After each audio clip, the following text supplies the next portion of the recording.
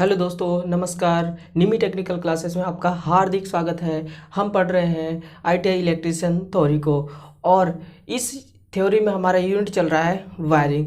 तो हमने वायरिंग का पार्ट नंबर फर्स्ट, सेकेंड और थर्ड कवर कर लिया है। आज हम इस सेशन के माध्यम से पार्ट नंबर फोर्थ को कवर करने वाले हैं। तो चलिए एक प्यारा सा मोटिवेशन के साथ अपने इस सेशन को स्टार्ट करते हैं। और मोटिवेशन हमारा आज का ये है कि कोशिश तब तक करना चाहिए। हाँ, कोशिश तब तक करना चाहिए जब तक कि उसका परिणाम न मिल जाए, क्योंकि दुनिया सिर्फ परिणाम को सलाम करती है, कोशिश को नहीं। हाँ तो दोस्तों, आप इस चीज़ को अपने जहन में उतार लीजिए। अगर आप अपने लाइफ में कुछ करना चाहते हैं, एक बेहतर कैरियर बनाना चाहते हैं, तो आपको मोटिवेट रहने की बहुत ज़रूरी है। आप मोटिवेट रहेंगे तभी किसी काम को कर पाएंगे, पूरे पेशेंस के साथ कर पाएंगे। ठीक, तो यही मैं कहना चाहूँगा कि जब तक आपको कोई परिणाम ना मिल जाए, आप सफल ना हो जाए, तब तक आप मेहनत करते रहो, कोशिश करते रहो। कोशिश करने वालों की ही जीत होती है। तो साथियों, चलिए हम स्टार्ट करते हैं अपने इस सेशन को। आज का हमारा सेशन है, आज हम जानेंगे केबल क्या होता है और वायर क्या होता है। केबल और वायर के बारे में आज हम ढेर सारे नॉलेज लेने वाले हैं। वायर का पूरा डिटेल्स दूंगा मैं आज आपको, और इसके साथ साथ केबल का भी पूरा डिटेल्स देने वाला हूँ कि केबल कितने टाइप्स के होते हैं, इनका यूज कहाँ कहाँ किया जाता है। देखिए, आप एक आईटीआई का इलेक्ट्रीशियन स्टूडेंट हैं, आपको केबल और वायर के बारे में बेसिक जानकारी होना बहुत आवश्यक है। आप अगर केबल और वायर के बारे में इंफॉर्मेशन नहीं रखेंगे तो फिर आप किस चीज़ की इंफॉर्मेशन रखेंगे। ठीक है, तो ये एक बहुत महत्वपूर्ण टॉपिक रहने वाला है आज का। तो देखते हैं, सबसे पहले हम वायर को देखेंगे। वायर में हमें पढ़ना है साइज को, किस किस साइज के वायर होते हैं, और फिर इनकी करंट कैरिंग कैपेसिटी। अगर इनकी साइज 1 mm की है एग्जाम्पल के लिए, तो ये कितना करंट फ्लो करा सकता है, इन सभी चीज़ों को हम देखेंगे।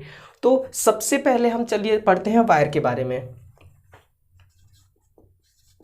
वायर, वायर क्या होता है, इसके टाइप्स कितने प्रकार के होते हैं। तो सबसे पहले हम टाइप्स को देखते हैं कि वायर के टाइप्स कितने प्रकार के होते हैं। तो साथियों, आपको यहाँ पे ध्यान देने की ज़रूरत है।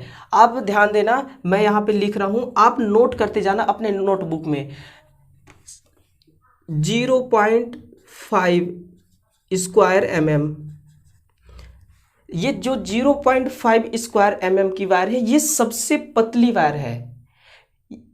इससे भी पतली वायर होती होगी, बट मुझे नहीं पता। ठीक है, मुझे पता है 0.5 स्क्वायर mm की। क्यों? क्योंकि मैंने इस वायर को देख रखा है, इसे मैंने इसका वर्कआउट भी किया है इस वायर से, इस वायर को यूज में भी लिया हूँ। तो ये हो गया 0.5 स्क्वायर mm।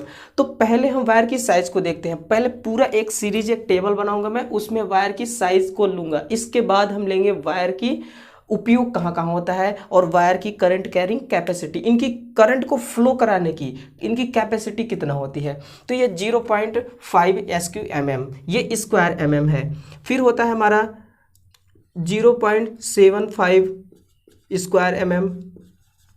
इसके बाद होता है 1 square mm, 1.5 square mm, 2.5 square mm, 4 square mm, 6 square mm, 10 square mm, 16 square mm। इसके बाद आता है 25 square mm, 35 square mm, 50 square mm, 50 square mm। इसके बाद आता है 75 स्क्वायर mm, 95 स्क्वायर mm, और फिर आता है 120 square mm, 150 square mm, 185 square mm। पहले यहीं तक देख लेते हैं, 185। इसके बाद भी होता है 240 स्क्वायर mm, फिर होता है 300, 400, 900 और 1000 स्क्वायर mm। तो ये वायर की साइज होती है, आपको ये वायर कॉलेज में देखने के लिए नहीं मिलेगा, ये वायर आपको देखने के लिए मिलेगा किसी इंडस्ट्रियल में। जब आप आईटी कंप्लीट करके जाओगे किसी इंडस्ट्री में अप्रेंटिसशिप करने के लिए, या फिर आप जाओगे किसी कंपनी में गवर्नमेंट जॉब करने के लिए, प्राइवेट जॉब करने के लिए, तो इस साइज की सारी वायर आपको देखने के लिए मिलेगा। सिर्फ देखने के लिए नहीं, आपको काम भी मिलेगा इस वायर को करने के लिए, ठीक है। तो आप अगर यहाँ पे आप आईटीआई अभी कंप्लीट कर रहे हो, तो आईटीआई में जब आपको वायर की साइज पता रहेगा ना कि किस किस साइज के वायर होते हैं, तो आप आसानी से पहचान सकते हैं। और मैं बता दूं इस वायर की साइज को किससे मेजर किया जाता है, तो ये स्टैंडर्ड वायर गेज, एक गेज आता है SWG नाम से, उस SWG से हम इस वायर की गेज को मापते हैं कि कितने गेज की ये वायर होती है, ठीक है। तो गेज और mm में फर्क होता है। गेज में क्या होता है कि जब हम वायर की साइज को मेजर कर रहे होते हैं, तो उस समय वायर में कोई इंसुलेशन चढ़ा होता है, वायर के ऊपर पीवीसी का इंसुलेशन चढ़ा होता है ना, उस इंसुलेशन को हमें छील के हटाना होता है। छील के हटाने के बाद फिर जो उसके प्योर वायर बचते हैं उसके अंदर, उस वायर का साइज हम SWG के थ्रू लेते हैं। तो ये हो गया कुछ हमारा वायर का साइज। अब हम देखेंगे ये वायर का साइज, यानी कि वायर की मोटाई 0.5 स्क्वायर mm, 0.75 स्क्वायर mm, ये इसकी साइज होती है वायर की। हम केबल की भी बात नहीं कर रहे, केवल और केवल हम साइज की, वायर की साइज की बात कर रहे हैं। तो ये तो हो गया हमारा वायर का साइज। अब हम इसमें देखते हैं कि ये जो वायर है ये फुल लोड में कितना करंट ले जाता है। वायर, जो वायर होता है उसकी करंट कैरिंग कैपेसिटी कितनी होती है। मान लीजिए कि ये कोई वायर है, तो इसका कोई फिक्स करंट कैरिंग कैपेसिटी होगा। इसका कैपेसिटी होगा कि ये कितने एम्पियर की वायर को फ्लो करा सकता है। वायर किस लिए बना होता है, इसलिए तो करंट को एक जगह से दूसरे जगह ले जाने के लिए। तो ये जो 0.5 mm की वायर होती है, ये 3 एम्पियर का करंट ले जाती है। ये कितना, 3 एम्पियर का। इससे ज़्यादा ये करंट नहीं ले जा सकती है। इससे ज़्यादा अगर करंट ले जाएंगे तो इसकी टेम्परेचर बढ़ जाएगी। टेम्परेचर बढ़ने से आपको पता है रेजिस्टेंस बढ़ता है। रेजिस्टेंस बढ़ने से फिर इसका ये जो करंट कैरिंग कैपेसिटी है ये डाउन हो जाती है, या फिर ये वायर पिघलना शुरू कर देगा, ठीक है। क्योंकि अगर अधिक लोड दोगे, 3 एम्पियर से भी अधिक लोड देंगे आप, तो इसमें उष्मा उत्पन्न होगा, और उष्मा उत्पन्न होने से क्या होता है आप सबको पता है, पीवीसी जो चढ़ा होता है वायर के ऊपर वो पिघलने लगेगा, वो खराब हो जाएगा, ठीक। तो ये हमारी वायर भी खराब हो सकती है। तो 0.5 स्क्वायर mm की वायर जो होती है 3 एम्पियर की करंट फ्लो कराती है। और इसी तरह ये जो 0.75 स्क्वायर mm की वायर होती है 6 एम्पियर की, फिर 1 mm की स्क्वायर 10 एम्पियर की धारा ले जाती है। 1.5 स्क्वायर mm ये ले जाती है करंट हमारा 14 से 15 एम्पियर। और 2.5 की जो 2.5 mm की जो स्क्वायर वाली वायर होती है, ये वायर ले जाती है हमारा 23 एम्पियर की करंट, 23 से 25 एम्पियर की करंट। अब देखिए ये जो मैं वायर आपको बता रहा हूँ, आपको लिखा रहा हूँ, ये वायर है केवल एल्यूमिनियम का नहीं, ये केवल और केवल कॉपर की वायर की बात कर रहा हूँ मैं। और देखिए वायर में भी फर्क होता है। अगर वायर कॉपर की है तो इसकी करंट कैरिंग कैपेसिटी ज़्यादा होती है अकॉर्डिंग टू एल्यूमिनियम। और यहाँ पे हमें इस चीज़ को भी ध्यान रखना होता है कि वायर की जो ऊपर पीवीसी चढ़ा होता है, वो जो इंसुलेशन चढ़ा होता है, वो इंसुलेशन किस चीज़ का है, पीवीसी का है या फिर किसी और चीज़ का है, उस पर भी डिपेंड करता है करंट। तो ये हम पीवीसी की बात कर रहे हैं, पीवीसी इंसुलेशन वाले कॉपर वायर की बात हम यहाँ कर रहे हैं, ठीक। तो 2.5 एम्पियर की जो वायर है ये 25 एम्पियर तक की करंट ले जा सकती है। इसके बाद चलिए मैं एक सीरीज पूरा लिख देता हूँ, फिर आप इसको नोट कर लेना, मैं फिर समझा दूंगा। ये हो गया 23 एम्पियर का करंट। अब 4 एम्पियर का 4 स्क्वायर mm की वायर 30 एम्पियर का करंट ले जाएगा। 6 एम्पियर की 39 एम्पियर। फिर हमारा 10 एम्पियर की वायर ले जाता है 50 एम्पियर। 16 एम्पियर की वायर ले जाता है हमारा 57 एम्पियर। और ये जो 25 एम्पियर की वायर होती है ये ले जाती है 70 एम्पियर। 35 की वायर ले जाती है हमारी 91 एम्पियर। और 50 की वायर ले जाती है हमारी 111 एम्पियर। 111 एम्पियर। आप इस चीज़ को नोट करते चलिए, ठीक है ना, ये बहुत इंपॉर्टेंट चीज़ बता रहा हूँ मैं। फिर ये ले जाती है आपका 120 एम्पियर करंट। कितना, 120 एम्पियर करंट ले जाती है। अब देखिए आपको कंफ्यूज नहीं होना है, ये देखिए 0.5 का 3 एम्पियर, 0.75 का 6 एम्पियर, इसका ये रहा, इसका ये रहा, इसका ये रहा, थोड़ा ऊपर नीचे हो गया है, इसलिए मैं क्रॉस लाइन खींच देता हूँ ताकि आपको कोई कंफ्यूजन ना हो। ये रही, यानी कि 75 एम्पियर का जो करंट, 75 एम्पियर का जो 75 स्क्वायर mm का जो वायर होता है, वो वायर आपका करंट कितना ले जा सकता है, वो आपका करंट ले जा सकता है 120 एम्पियर करंट। ठीक, तो अब चलते हैं 95। ये 230 एम्पियर करंट फ्लो करा सकता है अपने अंदर से। कितना? 230 एम्पियर का करंट ये ले जा सकता है बड़े ही आसानी से। दोस्तों ये आंकड़ा थोड़ा ऊपर नीचे हो गया है, मैं आपको एग्जैक्ट आंकड़ा लिखाता हूं। एग्जैक्ट आंकड़ा ये आपके एग्जाम की दृष्टि से इंपॉर्टेंट हो या ना हो, इस चीज से हमें कोई लेना देना नहीं। ये नॉलेज हम अपने नॉलेज के लिए, आपका नॉलेज इंप्रूव करने के लिए मैं आपको ये लिखा रहा हूं। ठीक है, एग्जाम में भी आ सकता है, एग्जाम में भी आ सकता है। एग्जाम में ज़्यादातर ये नहीं आता, वायर की साइज पूछ के इसका करंट कैरिंग कैपेसिटी नहीं पूछती। एग्जाम में पूछा जाता है फ्यूज के बारे में। ठीक है, कि फ्यूज कितने एम्पियर, इतना लोड है इस सर्किट में तो कितने एम्पियर का फ्यूज लगेगा। ठीक, तो हम देखेंगे कि ये जो 75 एम्पियर का जो 75 स्क्वायर mm की जो वायर होती है, ये वायर ले जाती है हमें 192 एम्पियर का करंट, 192 एम्पियर करंट। कहने का मतलब कि जैसे जैसे वायर की साइज बढ़ती जाती है, वायर की करंट कैरिंग कैपेसिटी डाउन होती जाती है। चलिए अभी डाउन होगी, अभी तक तो सही चल रहा है, अभी तक तो सही चल रहा है, कोई दिक्कत नहीं है। ठीक है, अब ये 120 स्क्वायर mm की वायर कितना करंट ले जाएगी? 120 स्क्वायर mm की वायर की जो करंट होगी, सॉरी ये तो अभी बचा है, ये 230 एम्पियर करंट ले जाएगी। और 120 स्क्वायर mm का करंट होता है 267 एम्पियर।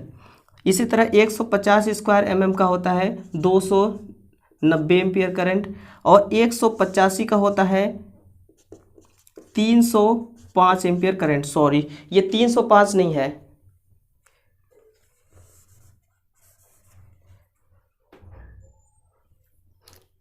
जी जी सही है, ये 305 ही है, 305 एम्पीयर का करंट। इतना ध्यान में नहीं रहता, थोड़ा देखना पड़ता है हमें भी। अब क्या है कि इतने सारे आंकड़ों को ध्यान में रखना कोई छोटी मोटी बात नहीं है। ठीक, तो 150 स्क्वायर mm की जो वायर होगी, उस इस साइज की जो वायर होगी, 305 एम्पीयर का करंट ये फ्लो करा सकती है बड़े ही आसानी से। तो ये 240 एम्पीयर का करंट ये फ्लो कराएगी 345 एम्पीयर, 345 एम्पीयर की धारा फ्लो करा। ये फुल लोड की करंट कैरिंग कैपेसिटी होती है, यानी कि जब इस वायर में फुल लोड दिया जाएगा, जैसे कि ये किसी सर्किट में लगा हुआ है, इस वायर का इस्तेमाल किया गया है, और जब इसमें इस सर्किट में फुल लोड पड़ेगा, फुल लोड में कितना धारा ये ट्रांसफर कर सकती है, कितना धारा का प्रवाह करा सकती है, ये इसका एग्जैक्ट आंकड़ा रहा। आप इसको नोट कर लीजिए, ये इसका साइज है और ये इसका एम्पियर रेटिंग यानी कि करंट कैपेसिटी है। अब देखिए, सबसे पहले आप इस वायर की साइज को नोट करिए। ठीक है, वायर की साइज को सिर्फ नोट करके रखना नहीं है, इसको आपको ध्यान में भी रखना है। ठीक, क्योंकि आप पोथी पत्र लेके तो हमेशा घूमेंगे नहीं कि कोई भी पूछेगा तो देख के बता देंगे। आप इसको ध्यान में रखना पड़ेगा। आप इसको रट्टा मारिए या फिर याद करिए, जैसा मर्जी वैसे करिए, लेकिन आपको ये आना चाहिए।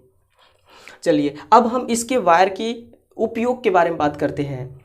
ये जो हमारा 0.5 से लेके 2.5 तक की ये जो वायर होती है, इस वायर को काम में लेते हैं हम कंट्रोल वायरिंग के लिए।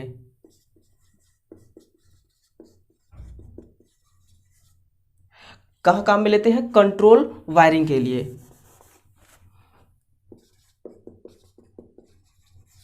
अब कंट्रोल वायरिंग के लिए काम 0.5 mm से 2.5 mm तक की वायर को कंट्रोल वायरिंग के लिए काम में लेते हैं। ये जो हमारा 0.5 और 0.75 mm की वायर होती है, इस वायर को हम PLC में ज़्यादातर यूज करते हैं। कहाँ? PLC में, programming logical system, controlling system, वहाँ पे हम यूज करते हैं 0.5 mm की जो वायर होती है और 0.75 mm की वायर को यूज करते हैं ज़्यादातर। और ये जो हमारा 4 यानी कि 4 mm से लेके यहाँ से लेके 240 स्क्वायर mm तक की जो वायर होती है, इस वायर का उपयोग किया जाता है पावर वायरिंग में। कहाँ? इसका उपयोग हम पावर वायरिंग में किया जाता है। तो ये इसका वायर का साइज, वायर की एम्पियर कैपेसिटी और वायर का उपयोग कहाँ किया जाता है, तो इसका उपयोग मैंने बता दिया। ये पावर उपयोग में किया जाता है, पावर वायरिंग में, ये कंट्रोल वायरिंग में उपयोग किया जाता है। ठीक, तो आप इसको नोट कर लेवे और इसको याद कर लीजिए। तो चलिए हम आगे बढ़ते हैं। आप इसको स्क्रीनशॉट भी ले सकते हैं अभी, अगर आपको लिखने का समय नहीं होगा तो। चलिए, उम्मीद करता हूँ स्क्रीनशॉट आपने ले लिया होगा। अब हम पढ़ेंगे केबल के बारे में। ये तो रहा हमारा वायर के बारे में कुछ इंफॉर्मेशन। अब हम केबल के बारे में पढ़ेंगे कि केबल कितने प्रकार का होता है, उनका भी उपयोग देखेंगे।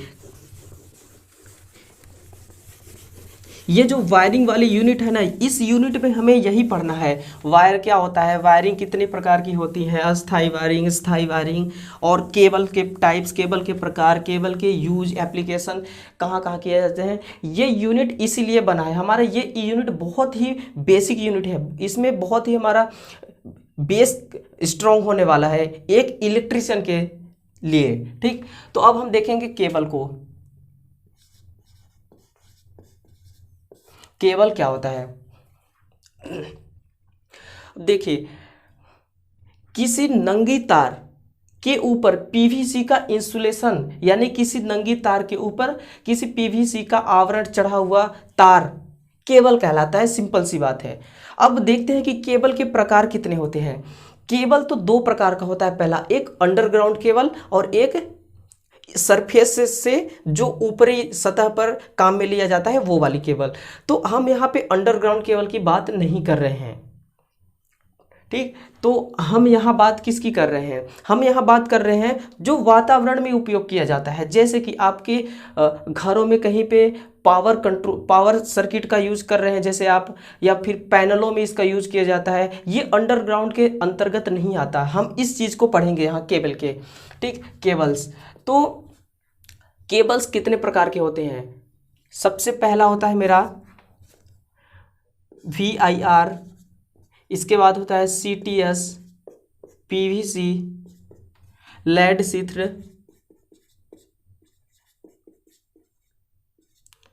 छिद्र, और फिर होता है वेदर प्रूफ,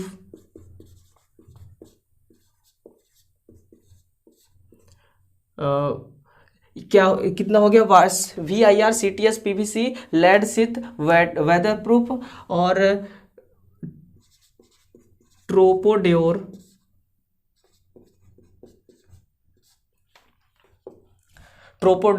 फ्लेक्सिबल केबल,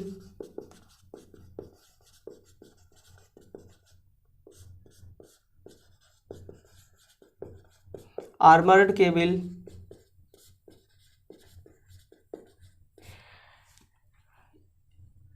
ये सारे हमारे केबल के प्रकार होते हैं। इतने टाइप्स के केबल होते हैं। ये केबल के अलग अलग नाम हैं। इनका अलग अलग नाम के साथ साथ इनका काम भी, इनका उपयोग भी अलग अलग प्रकार का ही होता है। ठीक, तो ये टोटल कितने प्रकार के हो गए? 1 2 3 4 5 6 7 8, टोटल 8 प्रकार के केबल होते हैं। अब ये केबल जो होते हैं, इनका उपयोग कहाँ कहाँ किया जाता है, ये चीज़ ज़्यादा मायने रखता है। एग्जाम में आपको यहाँ से 1 नंबर का क्वेश्चन बन सकता है। आपको ऑप्शन में क्वेश्चन पूछ देगा कि केबल का प्रकार है, और ऑप्शन में आपको दे देगा, कुछ ऑप्शन में दे देगा आपको वायर का नाम और कुछ दे देगा आपको इस केबल का नाम। ठीक, तो उसमें से आपको चूज करना होगा कि केबल कौन सा है। तो आप यहाँ से ध्यान से दे सकते हैं, PVC केबल, सिंपल सी बात है। CTS, PVC, VIR। तो सबसे पहले हम देखते हैं इस VIR को। इसका पूरा नाम होता है vulcanised India rubber. Vulcanised India rubber. हम इसके यूज के बारे में ज़्यादा प्रायोरिटी देंगे, प्राथमिकता देंगे कि इसका यूज कहाँ कहाँ किया जाता है। एग्जाम में इसका यूज ही काम में आता है, ठीक है, ना कि इसकी कोई थ्योरी काम में आता है। हम उतना ही पढ़ेंगे, हम उतना ही यहाँ पे कवर करेंगे जितना कि हमारे एग्जाम की दृष्टि से बहुत महत्वपूर्ण है। थोड़ा सा उससे बेसिक को लेके भी चलेंगे, ठीक है। तो VIR वल्केनाइज्ड इंडिया रबर। अब इसका उपयोग कहाँ कहाँ किया जाता है? केसिंग कैपिंग में।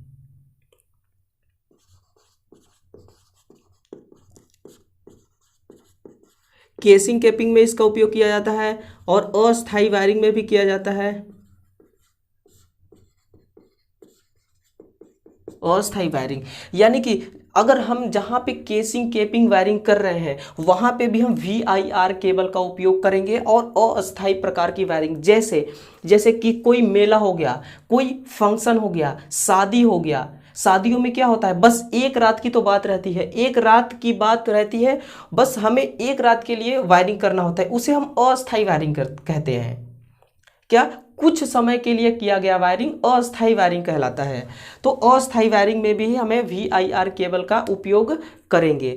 इसका भी साइज होता है 1 core, 2 core, 3 core, 5 core, 4 core. तो इनको हम आगे पढ़ेंगे, बट अभी हम उपयोग को लेके चलते हैं। इसका उपयोग कहाँ कहाँ किया जाता है? तो केसिंग कैपिंग और अस्थायी वायरिंग में इसका उपयोग किया जाता है। हम CTS की बात करते हैं अब। CTS का फुल फॉर्म होता है कैब ट्राई शीथड। शीथड का मतलब क्या होता है? यहीं से आप समझ सकते हैं कि इसका उपयोग कहाँ किया जाता है। इसका उपयोग किया जाता है नमी वाले स्थानों में,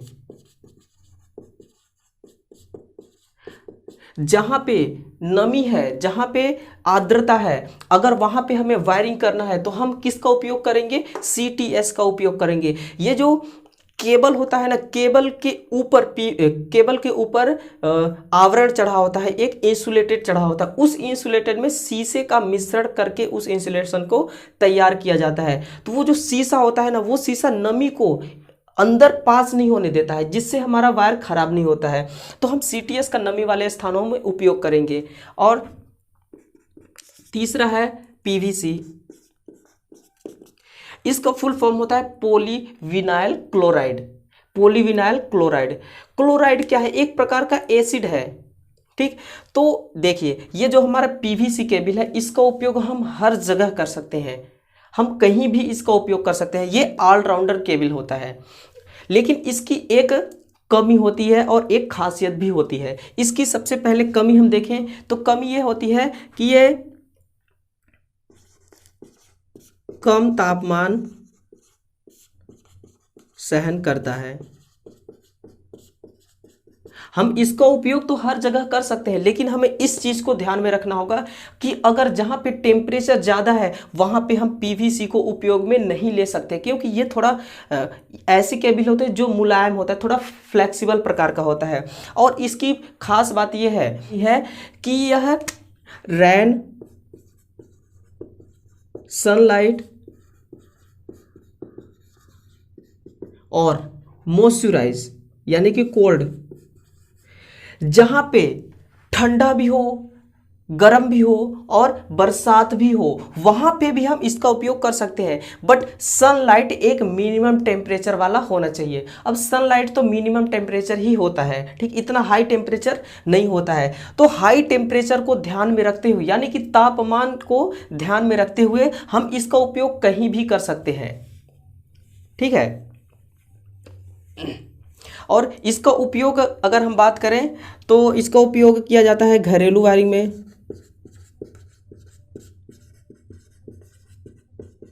औद्योगिक वायरिंग में,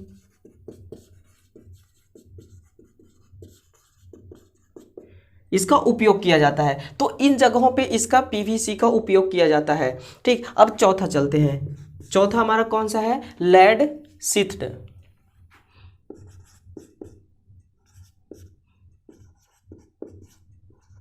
लेड शीथड, ये क्या होता है कि केबल के ऊपर का जो ऊपरी आवरण होता है, उस आवरण में शीशा उस आवरण में सीसा को भी मिक्स करके उस आवरण का निर्माण किया जाता है। फिर उस आवरण को, उस पीवीसी को, उस इंसुलेशन को केबल के ऊपर एक परत के रूप में चढ़ा दिया जाता है। इससे होता क्या है? इससे यह होता है कि ये यांत्रिक रूप से मजबूत हो जाता है। ये क्या होता है? यांत्रिक रूप से मजबूत होता है। ठीक है, तो इसकी एक खास बात यही है कि ये यांत्रिक रूप से भी स्ट्रांग होता है। यांत्रिक रूप से मजबूत होता है। इसका उपयोग ज्यादातर औद्योगिक में किया जाता है, औद्योगिक वायरिंग में। अगर हमें किसी कंपनियों की वायरिंग करना है तो वहां पे एक परमानेंट वायरिंग की जरूरत होती है। तो जहां पे हमें परमानेंटली वायरिंग की जरूरत होती है, वहां पे हम लेड सिथड केबल का उपयोग करते हैं। ठीक, तो ये हो गया लेड सिथड हमारा केबल। अब पढ़ते हैं वेदर प्रूफ।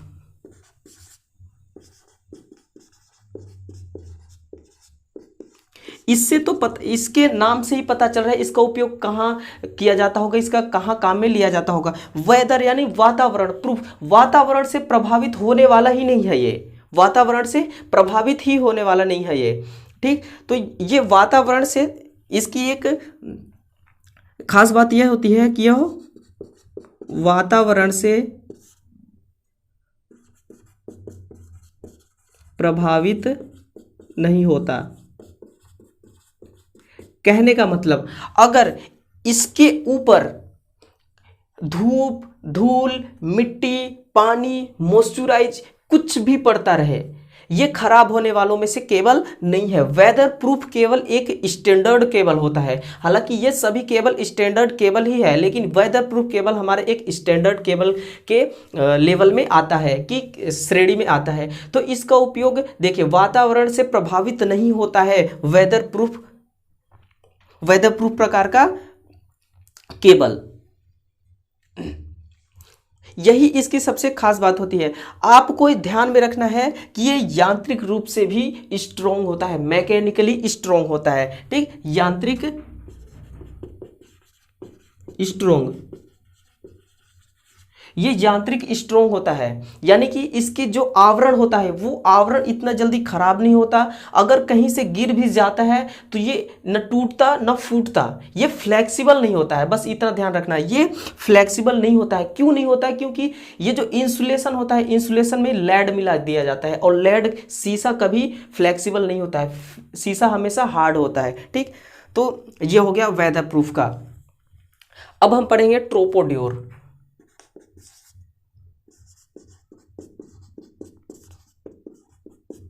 ट्रोपोड्योर केबल, इस केबल की क्या खास बात है? इस केबल की खास बात है कि हम इसको हल्की अंडरग्राउंड में भी काम में ले सकते हैं। ये जितने मैंने आपको केबल बताया, ये केवल अंडरग्राउंड में काम बिल्कुल भी नहीं ले सकते, लेकिन ये जो ट्रोयोड पोर हमारा केबल होता है, इसको हम अंडरग्राउंड में भी काम में ले सकते हैं। यदि मान लीजिए कि हमें 230 से लेके 250, यूँ कहें कि सिंगल फेज सप्लाई वाली अगर हमें अंडरग्राउंड पास करना है तो हम इसका उपयोग ले सकते हैं। यानी कि हल्की भूमिगत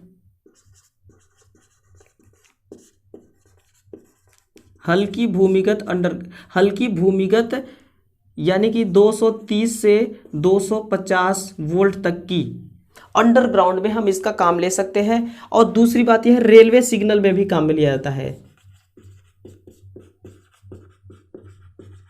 रेलवे सिग्नल्स जो होती है उनमें क्या लगी होती है? एलईडी लगी होती हैं, जो कलर के प्रकाश उत्पन्न करते हैं। तो वो एक इलेक्ट्रॉनिक डिवाइस होती है। इलेक्ट्रॉनिक डिवाइस हो या इलेक्ट्रिक डिवाइस हो, उसको प्रचालित होने के लिए हमें जरूरत होगी सप्लाई की। और सप्लाई कैसे देंगे? हम सप्लाई वायरिंग के द्वारा देंगे।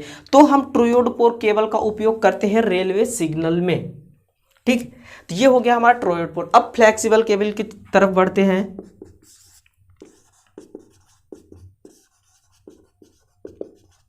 इस फ्लेक्सिबल केबल से आप क्या समझते हैं? फ्लेक्सिबल यानी कि अगर कोई वायर है उसको मैं मोड़ना भी चाहूं तो वो आराम से मुड़ सकता है। अब ये देखिए, ये मेरा फ्लेक्सिबल नहीं है, ये नॉन फ्लेक्सिबल है। अगर मैं इसको मोड़ना चाहूं तो ये टूट जाएगा, बट मुड़ेगा नहीं। तो ये जो फ्लेक्सिबल केबल है, तो फ्लेक्सिबल का मतलब ये होता है कि मुड़ जाना।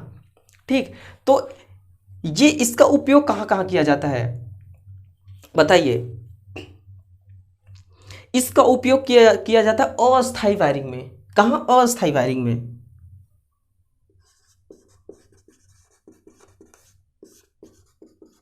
अस्थायी वायरिंग में इसका उपयोग किया जाता है। और दूसरा उपयोग कहाँ किया जाएगा इसका? जैसे कि हमारा ये जो केबल प्रेस का जो मेन लीड होता है और मोटरों का मेन लीड होता है, हीटर का मेन लीड होता है, तो मेन लीड बनाने के लिए इसका उपयोग किया जाता है। मेन लीड्स बनाने हेतु, मेन लीड्स बनाने होती इसका उपयोग किया जाता है। ठीक, तो फ्लेक्सिबल केबल अस्थायी वायरिंग और मेन लीड्स बनाने हेतु, जैसे मेन लीड हो गया, हीटर का मेन लीड हो गया, टीवी का मेन लीड हो गया, यानी कि जितने भी वैद्युतिक उपकरण होते हैं उसका एक मेन लीड होता है। ठीक है, वैद्युतिक बोर्ड से कनेक्ट करने के लिए, सप्लाई देने हेतु, तो वहां पे इसका उपयोग किया जाता है। मेन लीड के रूप में फ्लेक्सिबल केबल का उपयोग किया जाता है। और दूसरी बात, जैसे कि कोई लाउड स्पीकर हो गया, लाउड स्पीकर को हमें एम्पलीफायर से कनेक्ट करना है। लाउड स्पीकर की अगर मैं बात करूं तो डीजे, किसे नहीं पता है डीजे के बारे में? हर किसी को पता है। डीजे से जो वायर निकलती है वो बिल्कुल छोटी छोटी वायर होती है, उसको डीजे की वायर को हमें कनेक्ट करना है एम्पलीफायर में। तो हम वहां कौन सा वायर का यूज करेंगे? वहां फ्लेक्सिबल वायर का यूज करेंगे हम। क्यों? क्योंकि अगर हमें ये वायर अगर मुड़ भी जाती है तो ये वायर टूटे ना, इस चीज को हमें ध्यान में रखना होता है। इसलिए फ्लेक्सिबल केबल है, और फ्लेक्सिबल केबल का उपयोग हम डीजे यानी कि लाउड स्पीकर को हम एम्पलीफायर से कनेक्ट करने के लिए भी उपयोग में लेते हैं। ये रहा फ्लेक्सिबल केबल का यूज। अब हम पढ़ेंगे आर्मर्ड केबल को।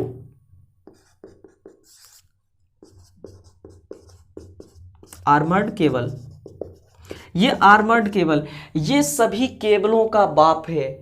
कहने का मतलब ये सबसे स्ट्रोंग, चाहे मैकेनिकली रूप से देखें चाहे किसी भी तरह से देखें, ये आर्मर्ड केबल सभी केबलों से सबसे मजबूत केबल होता है। और इसका उपयोग कहाँ किया जाता है? इसका उपयोग किया जाता है अंडरग्राउंड में।